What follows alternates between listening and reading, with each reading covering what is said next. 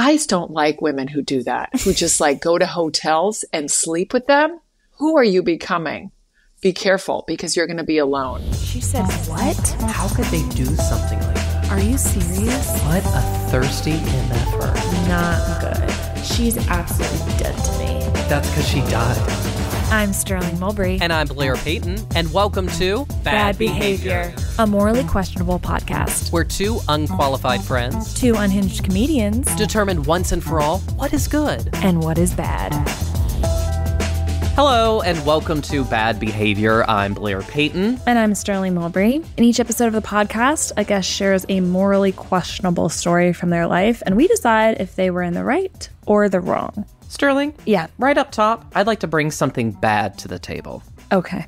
Now, in our last episode, we talked about phone etiquette. Sure. And I would like to revisit that topic. More so as a way to also help plug your show, which is coming up on June 12th. Check it out, Lyric Hyperion. Did I say that right? I made it a B. Whatever. I'm a New Yorker. Lyric Hyperion.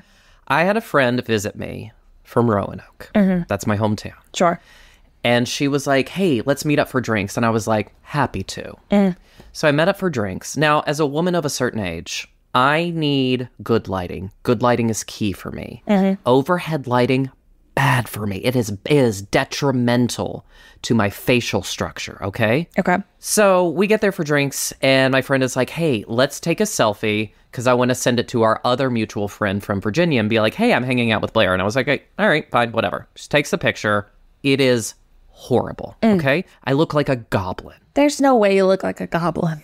Oh, I did. Okay. I would show you, but I don't. Actually, I kind of want to see. Send it to me. I want to see how bad it is. You will never see it. What? How bad is it? Oh, it looks, I felt I looked crinkly. Crinkly? My hair looked dry. Dry? Yeah, I mean, I was rocking the crow's feet like nobody's business. It was just not a good day. Which are beautiful.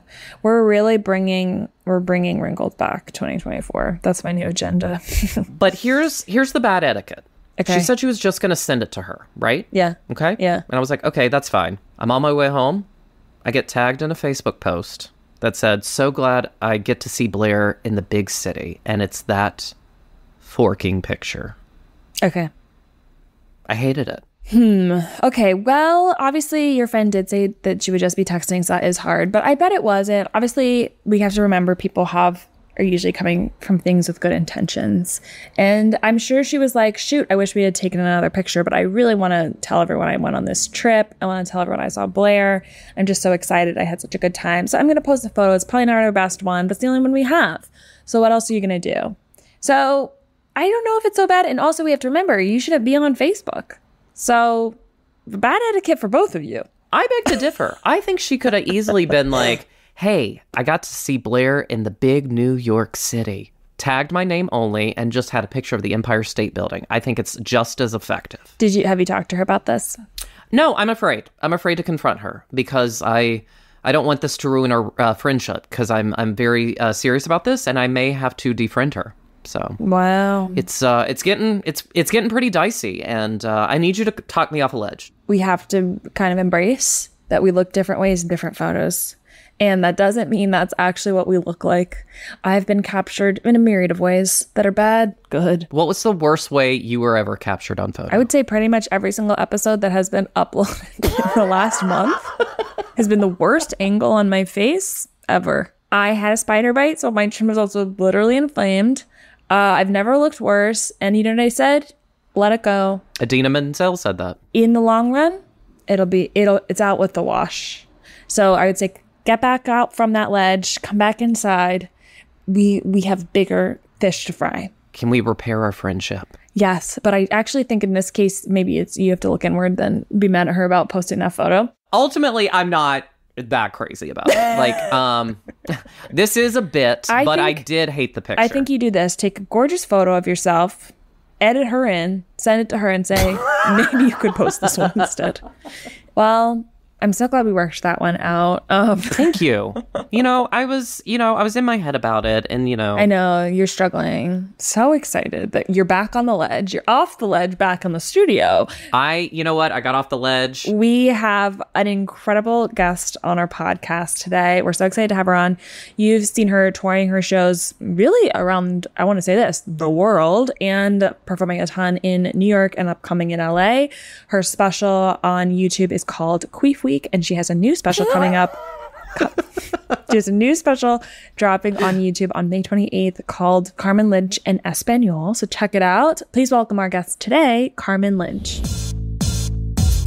Well, thank you so much for coming on the podcast today, Carmen. Thank you, guys. I'm excited. Now, Carmen, I don't know, you obviously don't know this, but we have a little bit of a connection. Are you my brother? Yes, surprise! Oh my God, I've always wanted one. Sis, I missed you. No, I was telling Sterling, we were talking before the recording, and I remember in middle school, so I wasn't like crazy popular, and I remember one time I got called a queef. Really? And I kept asking them, I was like, what is a queef? And they never told me. So since you have this stand-up special called Queef Week, can you explain what a queef is to our audience and me? Well, okay. Well, I'll explain it to you the way I explained it in the special. Okay. So I said that because one of my jokes, the final joke in there, is about how I queefed on an airplane. And when I said that in London, this woman from the audience goes, "What is a queef?" And this other woman in the audience goes, "It's a fanny fart. It's when you fart in your fanny in the front." So, their frontal, the woman's front is a fanny, and you fart there. Do you understand now, Blair? I think I get it. Yeah. I'm going to do a little more research because I feel like this is something I need to be well educated on, because if I'm going to be labeling myself as a queef, because I feel like maybe I should take the title. Reclaim the narrative. I mean, it's not a bad title. It could be way worse. Well, believe me, I've had worse. So, you know what? I'm going to take it. I'm going to reclaim queef. I see it now, like the air about you is very queef-like. It's powerful. It can be very powerful. Don't think of it as a negative thing. I'm not. The way you're saying it seems very positive. Yeah. Wait, so Carmen, you've been touring a lot, I feel like, and I guess continue to. Yeah. And I feel like you have a lot of jokes about either people coming up to you after shows and like saying things that you're like, what? Why would you say that to me? Or you have a joke of even like someone coming up to you at a bar and calling you awkwardly hot. Have you had anything recent of different audience members coming up to you as you've been touring, saying kind of interesting, peculiar things to you? Well, yes. There's a long joke in Queef Week in my special about how this woman came up to me and said, I'm pretty sure you have Marfan syndrome. Right. What is Marfan syndrome? Marfan is when you, it doesn't mean, these are the characteristics of it, but it doesn't mean you have it. Like tall, I'm 6 feet tall. Okay. Heart murmur, I have a heart murmur. Scoliosis, I have scoliosis. Double jointed, I'm double jointed. And nothing against the people with Marfan syndrome, but I was tested because I've had two people, one from the Marfan Association, and one a doctor, come up to me and go, "I know you have Marfans." And then I just went to my doctor and I was like, "Hey, can we just like unsolve this mystery? Because I don't know what's happening." And he's like, "You don't have it, but let's just do the test anyway." And I don't have it. What ultimately determines if you have it? It's like almost, I think it's an enlarged heart valve. Like a lot of things are almost like stretched out. Like people thought that Michael Phelps had it and he had to actually speak, the swimmer. And he had to publicly speak like, "I don't have it." And Abraham Lincoln, they say, had it. And Osama bin Laden, they say, had it. Wow. So, but if you want like a thorough description, watch my special Queef Week. Well, with people coming up and like making these assumptions, are you like prone to suggestion? Do you have have you developed hypochondria? Because I think I would. Well, I think the biggest problem with it was that if you have Marfan's, you potentially can die young. So people were like, you need to get checked because you might die soon. And I was like, this is my work. I'm at my show. Can you write me a letter or an email? Like, this is weird. You know? That is really wild that people kind of come up to. I guess they obviously are coming with good intentions, being like, I could be saving your life. Right. But I feel like in this age, and especially like on the internet, people are like so comfortable with diagnosing each other with kind of different things. Sterling, didn't you get diagnosed on your TikTok? I was actually constantly getting diagnosed. For what? I made a like really silly video like a couple of years ago on TikTok where I was just like the day in the life of like a tired 20-something. So anyways, I was just kind of spoofing getting back into bed a lot. And boy, everyone was coming out. They were saying all the vitamin deficiencies I had, kind of obviously a lot of other mental health issues. It's so funny what people say though. Like even in my specials, I don't like reading the comments. Yeah. But so one time I was like, you know what? I'm just going to read it. And so many are about what you look like. Like I've gotten everything from like, I get Mr. Bean all the time. Oh my goodness. To Al Pacino. Huh. To what's her name? Kristen Ritter. But I mean, it's like you're like, you want me to look like Al Pacino and Kristen Ritter and Mr. Bean? Like, what kind of range is that? Yeah. I applaud your bravery for looking at the comments because, like, whenever we put videos specifically on YouTube, we've kind of gotten on the wrong side of it. And boy, those are, it's exhausting. I made the mistake of looking one time, and let me just say I got diagnosed as gay, and I was like, well, you were actually correct, so. You're like, thank you so much. Yeah. So you're sort of touring this show both in English and Spanish, is that correct? Yes, and they're different jokes. Like sometimes they overlap, but sometimes they're different. How are kind of like, obviously, Blair and I've kind of only done shows in English, but well, who knows? We could learn a language. You? I know, bad. I know a little bit of French if you want me to throw some out. I think you need to do an hour. You do really a full hour, Blair. It'll be a full hour of me repeating the same 3 phrases I know. So yeah, I'm sure they're gonna love that. But like, how do you feel like kind of the audiences? Can you tell like a very like different response in audiences, like depending on the language you're in, or like the way you kind of structure your jokes? Yes, like I just did a Spanish show. Was it last night? Yeah, I think it was 2 nights. I'm so confused right now. It's Friday. I'm like, it's Friday. And yesterday, thank you. And I'm like, oh my God, I walked off stage and I was like, that's a different Carmen. A Spanish Carmen is just a little more sassy, you know? So I don't know if I get that from my mom's side, maybe like learning Spanish from like my mother versus my dad, who's from New York, who's very deadpan. Maybe that's it. But also the audience, like most of the Spanish shows I do are in Spain when I visit my family. And I find that audiences from Spain tend to applaud more. Oh, amazing. Than, you know, they're more like, I like that one.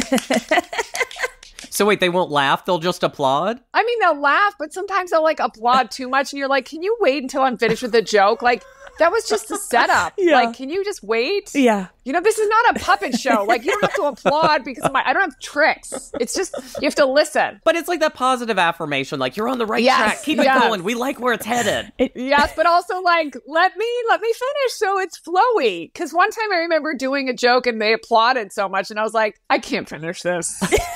You cut it off. It might have well been a heckling applause. I don't know if we've had that yet, Blair, that we've had too much applause in between our jokes at our shows, but we're just lucky when we get an audience. But they don't happen in America. I feel like it only really happens when like celebrities come out during a Broadway show for the first time. Oh, yes. And everyone's like screaming like, oh my God, we know you're a celebrity. And they're like, okay, but I'm in a play now, you guys. Calm down. Yes, and even I saw a dramatic play and it was someone famous. And I'm like, you guys, this is serious. Yeah. Stop clapping. Okay, did you ever watch Saved by the Bell? Yes. Okay. Do you remember the episode where Zach and Slater got in a fight over the same girl? And then started... Okay. But no, this was a physical fight. Oh. And their shirts were ripping, and the audience. Hot. Well, yeah, that's when I knew the diagnosis was correct. I mean, not hot at my age. Not hot at my age. Hot back then. Hot back then. Yeah. But yeah, the audience was hooping and hollering. They're like, "Ow, yeah!" And I'm like, "Ugh, I think there's kids in the audience." Yeah, those live shows that's weird. Yeah. That was a deep cut, Blair. You're like, do you know this exact episode? I did love that show.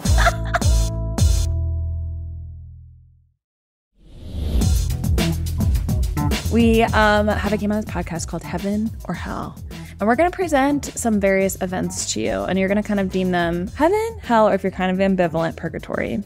Now, you have your special on YouTube called Queef Week. Mm-hmm. So these are different kinds of weeks for you, and you will be deeming those heaven, hell, or purgatory. Okay. Okay. Blair, do you want to kick us off? Number 1, Fleet Week. Ooh. Heaven. You love to see those little boys come into the city in their sailor costumes? Wait, don't say little boys. Don't say then it has to be hell. I'm sorry. Hell. Really old men. Sorry. Really old men. Over 18? I mean, let's make them over 25. I'm sorry. I think my friends have been calling kind of every guy we've ever seen little guys. And I think it's kind of gotten into my brain. And so now I said that. Age-appropriate Fleet Week. I love age-appropriate Fleet Week is a heaven. Why would you say that? Yeah, why? Give me more reason. Because a man in a uniform is hot. And now I know why my mom fell for my dad. Oh? Yeah. Ooh, I don't have anything for my dad. It was my mom. And I also think uniforms in general, like even sometimes an exterminator's suit is kind of hot. Really? Well, it's really the guy. It's the guy in it. I think it's the guy in it. Yeah, you're right. Yeah. Even a guy in a jail's, those orange onesies. A muscular man in an orange jail suit. Have you seen that one guy with the really blue eyes? Remember, it was a couple of years ago. He had his mugshot, and it was like, okay. Yes. This is a cologne ad. Yes. And I'm like, this is an actor who's like trying out for something. Now, you said you were dating someone, but do you, like during Fleet Week, would he allow like a pass for you Is Fleet Week your pass? No, that wouldn't be my pass. It wouldn't? Okay. No. But what if he said it could be your pass? Because you're doing it for America. Wow. I would say Fleet Week is they're very young. I would say if he was like, it has to be your pass or I'll break up with you, then I go on military tours and there's some hotter, older military guys on those. Okay. Yeah. Like I've been on these like, I don't know what they're called, artillery guys, you know, and they're like, and I'm like, yeah. Okay. But okay. I just look. Okay. Of course. Yeah. Of course. So this is JV compared to that. Got it. Exactly. Okay. Okay. Next one. COVID quarantine week. This is the week you sometimes get COVID occasionally and you have to quarantine. Well, I've never officially had COVID. Wow, but I could have had it. I couldn't know, but maybe I had it and I didn't know. Yeah. Right? Mm-hmm. Okay. So you've never really had to do a quarantine yet? No. Oh, but amazing. my boyfriend's had it twice. Okay. So he had to quarantine and I got to keep the rest of the apartment. Oh, and nice. I locked him up in the bedroom and I said, this is my place now. Stay in there. I would say hell because I get I need to leave the house and do stuff. He can like sit and read and write and do things. And I got to move. Is he a big soup fan? I mean, we kind of both are. Soup. Oh, yeah. No, he would. Soup is good. Yeah. Do you think that designates someone an indoor or outdoor person, Blair? Soup? I think it adds to it because like when you're eating soup, you want to be comfortable in a couch with your pants off, right? Definitely. But what do you do at the restaurant? Do you take your pants off? Yeah. Oh, just my shoes. I gotta have some sense of decorum. But something has to come off because you're getting hot, you know? Yeah. Yeah.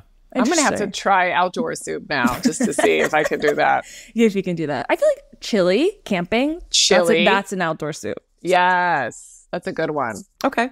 Number 3, New York Fashion Week. Ooh. I think it'd be really fun to go. Okay. If I'm invited, I'm going to say it's heaven. Okay. But if it's just crazy in Times Square or wherever the hell they do it with people, too many people, it's going to be hell. So I'm going to say purgatory, I guess I have to, because If I'm there, though, I'd go. Okay. I'd be like, this is heaven. Okay. Yeah. Okay. Do you have an idea of what you might wear? Ooh. I want to wear something really extravagant so that I get in the photos. Honestly, I just want to be on the runway. Okay. That was my dream when I was like young, because everyone's like, you're 6 feet tall, you should be a model. And you're like, when you think that, you're like, what? You think? And it's like, no. So I would want to be on the runway and then just look and then just see the Kardashians and be like, look at me. Do you have like a signature walk you practiced growing up? Oh my gosh, thank you for asking. I went to Kappa Shell. Oh, what's that? Kappa Shell was this finishing school in Virginia where I grew up. Where in Virginia? In Fairfax. But anyway, so at Kappa Shell, we had to learn how to walk. Oh, did you have to do book on your head? We did. I think we did. But we did a lot of etiquette stuff and how to sit with your legs crossed appropriately. But my favorite was how to walk on this like fake runway that they created in like a hallway. So, but it was one of those, keep your head still. Would they play music while you were walking? I mean, I don't remember. I don't think so. It wasn't that cool. It was Virginia. Yeah. It wasn't that. Probably a single banjo in the corner. Yeah. Oh my God. Feel the beat. Okay, next one. The week in between Christmas and New Year's. Okay, I'm going to say heaven. Okay. Because I like when Christmas is over. I get depressed before Christmas. Like this, I don't know what it is. This like, oh, thank God it's over. Yeah. You know? And then the excitement of the new year to like clean slate. I like that. And then this year after Christmas, we went to Disney World. My boyfriend and I escaped our families and just met in Florida with his son, and it was fun. So I'm going to say heaven. Okay. Yeah. See, I always get sad after Christmas. You do? Yeah, I put a tree up in November. I'm that asshole. Oh, I don't know why I don't like it anymore. I think it's because I don't believe in Santa. Yeah. What? Wait, I'm sorry. I wasn't supposed to tell. Oh my God. I guess we should move on. Let's move on. I don't want to dig any deeper. All right. I'm sorry. New haircut week. Ew, hell. I hate it. First of all, that just reminded me of like when I was a kid and I would like chop it too short because I thought I wanted like a bob. But then I looked like I was 8 feet tall because everything just looked unproportional.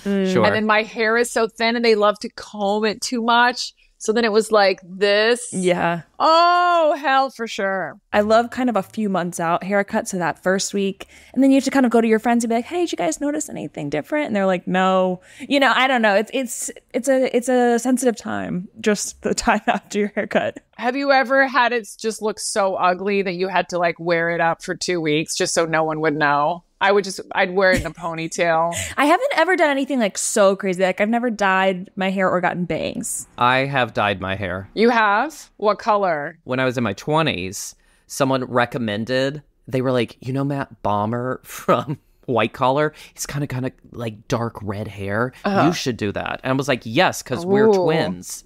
So I dyed my hair red, but it came out very orange. Okay. And I still had my beard, so nothing matched. I have a similar story to that. So in the 8th grade, my friend Allison put peroxide in her hair. And if you like are in the sun and you have hydrogen peroxide in your hair, it makes it blonde. And it looked so cool. And I was like, I'm going to do the same thing. But her hair was already like dirty blonde. So it went blonde. Yeah. Mine went the ugliest orange ever. And I was like, Mom, I don't know what to do. And she would not let me color it back to brown. So I had to wait. So I had this line coming down until I was able to just chop it off. Was she trying to do like tough love? Why wouldn't she let you dye it? I don't know. I think she was like, look what you did. You didn't even, you kind of just, but I don't know. I just want to recommend, if you ever find yourself in that predicament again, Sherry Shepherd has a line of wigs, and I tell you, undetectable. So really? I think, they're on Amazon, and you just got to get one of them. So if you want to go crazy with your hair and you're like, this looks bad. Boy, are you wearing some of her wigs sometimes? No, but I have in the past. Really? What to wear? When I did sketch. Oh, I was like in a comedy show? It was in a comedy show. It was did you think they were undetectable in the comedy show? I gotta say, though, I felt like I could whip it around. Like, I felt like I could go in RuPaul's Drag Race and lip sync and really whip my hair around, and nothing would plop off. I own about 10 wigs, but none of them are Sherry Shepherd wigs. I'm telling you, you gotta get a Sherry Shepherd. Okay, should we do our last one? Yeah. Okay. This is high school reunion week. High school reunion week. I'm going to say heaven because some of my very best friends, even to this day, are my high school friends. Oh, amazing. Me too. I love my high school friends. Yeah. Have you gone and done a reunion? We did. And it was like, we just hang out with each other. It's kind of like, why are we here? Okay, well, amazing. Well, that was our game. You did spectacular. Thank you. What's my prize? Sherry Shepherd wig. Oh my God.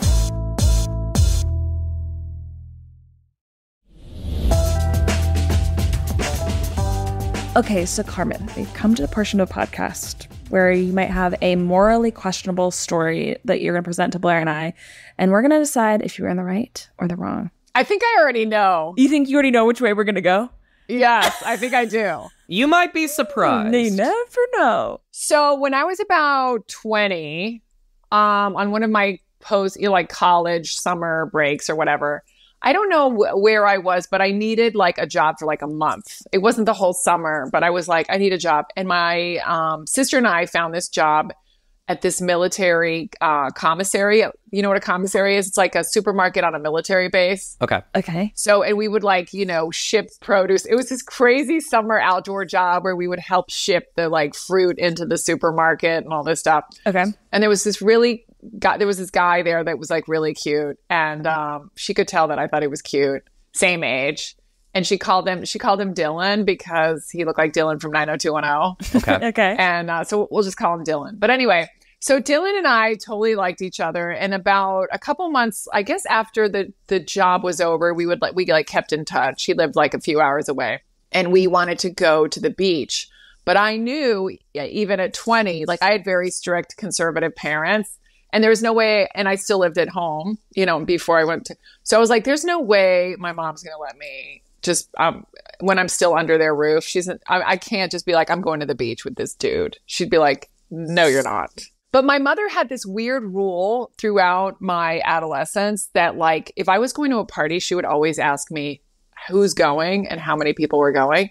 And it was really weird. Like, if there were 6 guys and 6 girls, she'd be like, no. I don't know if she thought there was like this orgy the thing that was going to happen. Even numbers. Yeah, I'm like, you can have an orgy with odd numbers, Yeah, but someone's going to be left out. Somebody's left out. Yeah, but she would have liked that. So I knew that I could go to the beach with Dylan if I said my friend was coming too, because that's 3 of us. Uh-huh. So my really good friend, a girl, had a really, really good internship that summer. So she was the girl that I picked because she was like my best friend. So I was like, okay, I'm just going to tell my mom that you're coming too.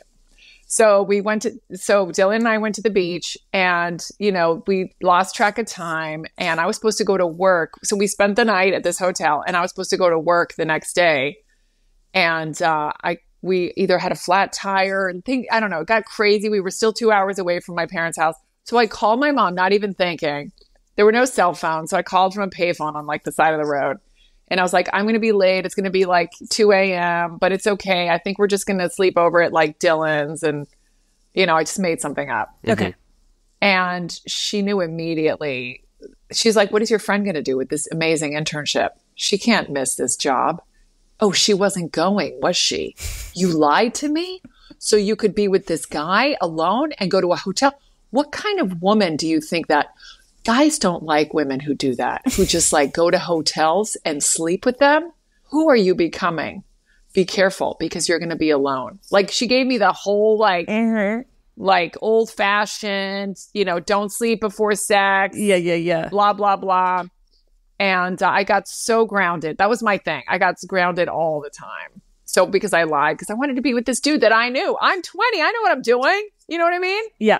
I'm not going home with a stranger. This is a dude that I really liked. I think he was the first guy that I said I love you to. Mm-hmm. Oh. So I know. That's huge. Now, how quickly did you say I love you? Was it like within like first couple of dates? Or? I mean, let's be honest. No, because I'd never said it before. And to be honest, I think the second guy I said I love you to, that was real love. I think the first one was like puppy love. Right. I love you because you're nice to me. Okay. So it took a while, though. He said it first, and I was like, yeah, I love you too. Okay, so wait, so what kind of happened after you were on the phone with your mom? She's like, you're becoming a terrible woman, or what kind of ever. Yes, you're like, I hear you, but kind of, I'm still out here. So you stayed at the hotel, and then you came back home and got grounded. Is kind of what happened. So I got home and I got grounded. Yes, and I never felt bad about what I did because I trusted my instincts, and I knew that I wasn't just going, because I was always scared of just randomly going home with somebody because I thought I was going to get murdered. So I've just watched way too many crime shows. So, but even at that age, it was like, I grew up Catholic, so it was instilled in me to not do something. And I was like, yeah, I think I'm ready. Like, this is okay, Yeah. So I never felt bad. I just felt scared to go home because I knew I was going to get that like stare. Young lady. Now, this is a personal question. You can say you don't have to answer this, but did you guys have private times? Oh, we did. Okay. Yeah. But we already had private time. Oh, okay.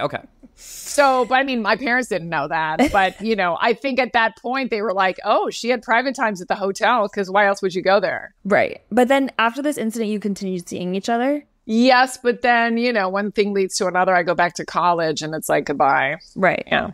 What was the lifespan of this relationship? I would say it was about a year. These are good questions. Thank you. Thank you. I love it that like what happens after the relationship is part of your like decision. It's a big factor. Where is he today? Yeah. Oh, he's in jail? Then no. Okay. So I would say about a year on and off, but once it was out of sight, it was out of mind. Okay. Yeah. And so did you, I guess the following summer, were you also staying at home the following summer? Like, was this like your junior? Yes, because I dated this other guy. And that guy I really fell for. What was like when you did come home again? Yeah. What was kind of like your relationship like with your mom? Like, was it kind of like you kind of disobeyed me once? No, she was over it. The thing about my parents, I think a lot of times parents say what they're supposed to say. But I know my mom did things growing up. She's just trying to set a good example. Right. I get it. You don't want me to be a whore, but I wasn't, Right. So would you say the more like questionable kind of piece of this is lying to your mom in order to go to the beach with a new lover? Yes. A new lover. Yes. That you knew actually my first lover. If that gets me points, that was my first lover. What would you say up until the, we'll call it the incident? What was your relationship like with your mother? Ooh. I think it was good, but I was a little bit of a kind of like a bad girl. Not like bad, like I got arrested, but like, I never came home before curfew. Okay. And I think I lied enough, like, not lied, but if I said that I was spending the night at my friend's house, I use that all the time just to stay out late, basically. And it worked. So I thought it was going to work this time. Yeah. Well, anytime you would break your mother's rules. Yeah. What was kind of like the immediate reaction or her go-to response? Like, what would she say to you? Carmen, por favor. ¿Qué estás haciendo? ¿Otra vez?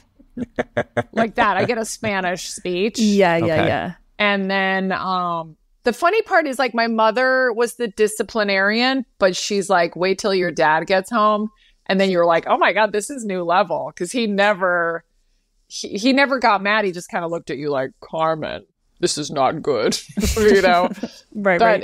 But she would just kind of tell me in a Spanish. She would get mad at me in Spanish. And I was so annoyed because my older sister never broke any rules. So I'm like, really? You helped me? Like, in like, no way. Like, I would have, If I had a younger sibling, they would be fine. I'd be like, I trained her for you. Don't worry, But my sister did nothing. So when you did call her and were like, I'm staying, were you precise about like actually like, obviously you were elaborating that your friend was there, but like, did you give her the actual like location where you were staying?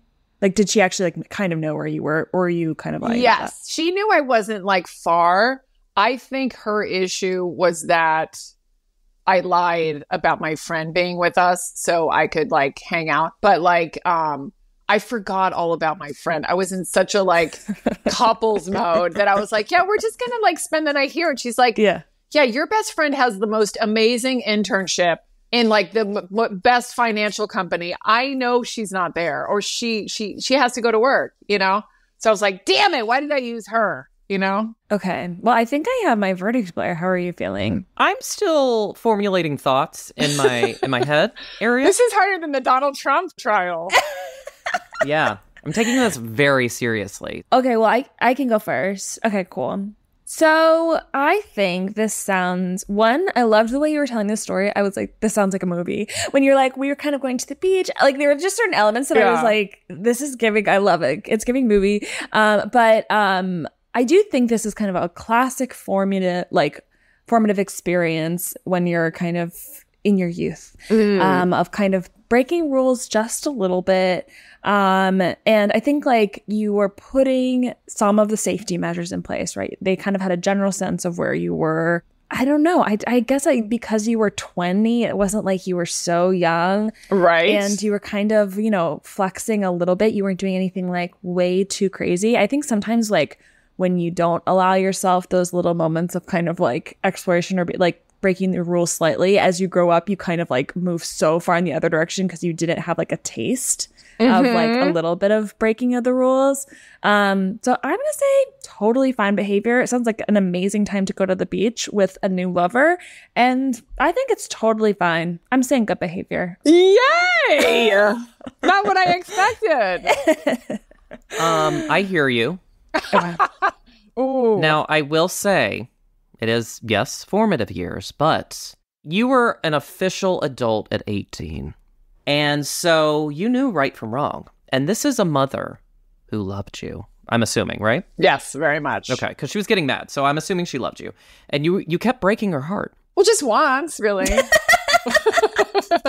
Well, you made it seem like you were lying a bunch. And all she wanted was the best for her little girl. Oh, jeez. Yeah. And did she ever get to meet this guy that you made love to? Yes, she did. Yes, she did. And how did he feel? How'd she feel about meeting him? He was actually a really nice guy. I think she ended up really liking him. But in the beginning, was it rough because... I think at the beginning it was rough because she didn't know who he was. Oh, I know what she said too. I forgot. I remember this. She said, this guy will never respect you because you're like sleeping with him early on. That's what Catholic, worried mothers would say. And then I was so fun to come back and be like, I'm meeting Dylan again, just to like be like, oh, I thought he wasn't supposed to respect me. That was 6 months ago. Apparently it's still working out, Okay. Well, now let me ask you this. When you guys did drift apart, was it mutual, or were you kind of... It was more me. That's cool. Yeah. Okay, so now this is kind of changing. This is new information. Blair was really trying to go in one way. You were like, so your mom didn't like him. She's like, actually, she loved him. Blair's like, but... Well, now that I'm getting new information that is pertinent. Okay. Right. So, on the one hand, your mother, I'm gonna verbal vomit right now so I can figure this out. Yeah. So your mother, she loved you and she was shaming you to protect you. Yes. But at the same time, those words were hurtful because she didn't trust you as an adult. Oh my God. And brilliant. Yes. So you went to Bonton Abbey. You had a good old time. Yeah. And then you were like, oh, you think he bought milk and is not going to keep the cow, or whatever that saying is? Well, not only did he keep the cow, I hate that I'm phrasing it this way because it sounds like I'm calling you a cow, but I'm using the metaphor. I don't care. I'm a giraffe. You can call me a giraffe. Okay. He not only did he come back to the giraffe, but he got more milk. Again, I hate how I'm phrasing this, but I think you know where I'm headed. I don't care. I'm not offended. And then, not only did he come back, you were like, no. I bought this new pantsuit. I'm done. Yes. I'm an adult woman, and I can dump men because it is the new millennia. And you were showing Mom how we've evolved. Yes. So, bad behavior. I mean, good behavior. Oh, Sorry. nice. It was good. It was good. It was Yes. good. Okay, Sorry. so Carmen, you've been officially deemed good behavior. Oh, I'm so excited. Did you think we were going to go bad? Totally. Really? I hope you followed all of that. Yes. I followed every minute of Milk and Giraffes and everything and Moms. Yeah. No, I feel like we went sex positive on the podcast, so absolutely go for it. No, I think it could only be good behavior. I think really just like kind of being a little bit young and kind of going and doing some fun little things. That's what life is for, no? Right? What was the song that was playing? Oh my God. Because if this is a movie, Yes. we need to have the soundtrack. The classic song playing at the beach. I have no idea. I can't think that far back. Well, because the way you told the story, it feels very Nicholas Sparksy. Because, like, the mother disapproved, and you're like, I just want love, mother. And then you ran away. I think it would have to be the theme song from 90210 because Sure. because my sister would just call them Dylan. She's like, how's Dylan? So we know sometimes it can be a little nerve-wracking kind of coming up with an award speech on the spot after having been deemed good. So we've written you a little something that you can read aloud. Look, normally I'd thank you, but as a New Yorker, I'm actually offended that you deemed me good. How boring is that? I'm worried the city might actually take away my New Yorker card after hearing this news. So if I get thrown out of the city and booted to New Jersey, it's your fault. Well, that was a really good, I loved that morally questionable story. That was really fun to kind of go back and forth. Do you feel better? Do you feel better? I do. I feel better that you guys understood where I was coming from. Now, will you, in the next couple of days, do you think you'll be able to find the time to rub it in your mother's face? Or Oh my God. Even if I rubbed it in her face right now she's at the age where like nothing matters. I could be like, I'm going to become a stripper. And she'd be like, have fun. She's like, I'm tired. Good. You've worn her down. Yes, yeah, I like that. have. Well, before we wrap up, can you tell listeners where they can follow you and maybe plug your special or anything else upcoming to plug, tour dates and all that jazz? Thank you. Okay, all my socials are at Carmen Comedian. And I have Queef Week on YouTube. And it's my special in English. And then my Spanish one, it comes out May 28th. And it's called Carmen Lynch en Español.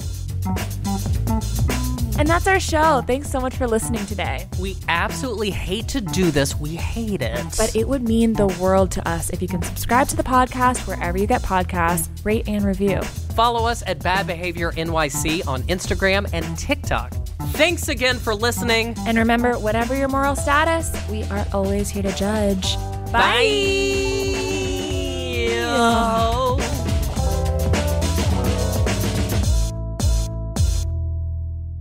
Do you think that was good?